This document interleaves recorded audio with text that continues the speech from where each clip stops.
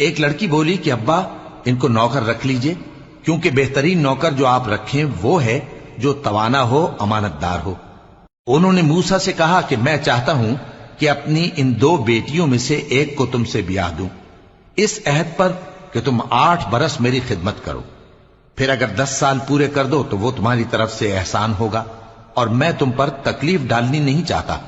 تم مجھے انشاءاللہ نیک لوگوں میں پاؤ گے۔ موسیٰ نے کہا کہ مجھ میں اور آپ میں یہ عہد پختہ ہوا،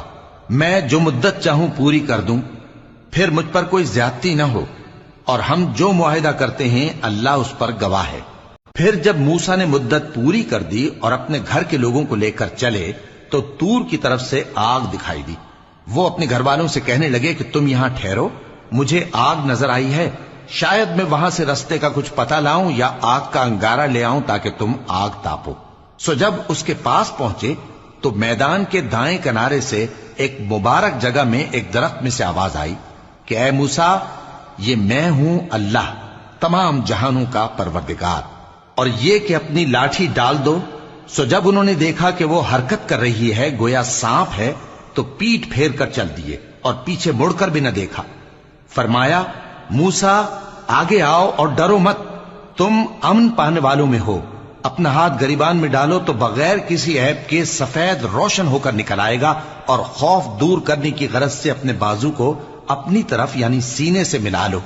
یہ 2 دلیلیں تمہارے پروردگار کی طرف سے ہیں فرعون اور اس کے درباریوں کے لیے،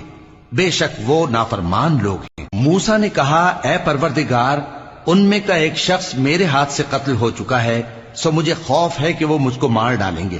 اور ہارون جو میرا بھائی ہے اس کی زبان مجھ سے زیادہ فصیح ہے، تو اس کو میرے ساتھ مددگار بنا کر بھیج کہ میری تصدیق کرے، مجھے خوف ہے کہ وہ لوگ میری تکذیب کریں گے۔ فرمایا ہم تمہارے بھائی کے ذریعے تمہارے بازو کو مضبوط کریں گے اور تم دونوں کو غلبہ دیں گے، تو ہماری نشانیوں کے سبب وہ تم تک پہنچ نہ سکیں گے، تم دونوں اور جنہوں نے تمہاری پیروی کی وہی غالب رہیں گے۔